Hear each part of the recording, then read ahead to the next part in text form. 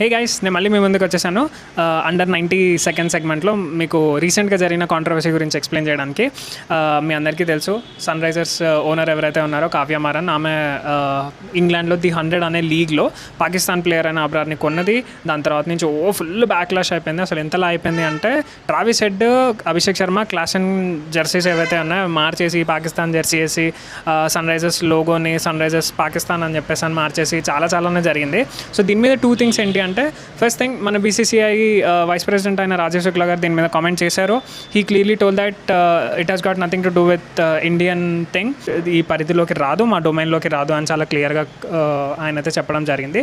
Second thing ఏంటి అంటే, it is not the first time when an Indian franchise owner purchase the Pakistan player. వేరే లీగ్స్లో ఇవి జరిగినాయి. సిపిఎల్లో షారుఖ్ ఖాన్ టీమ్ అయిన Knight Riders, Trinidad Knight Riders అనుకుంటాను. So they are purchase 2 Pakistan players. Usman Tariq was one of dum.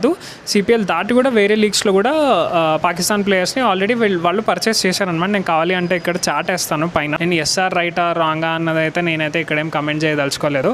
Me view ఏంటో నాకు కింద కామెంట్స్లో అయితే చెప్పండి. But one request is, please stop spreading hatred. Let's respect the game.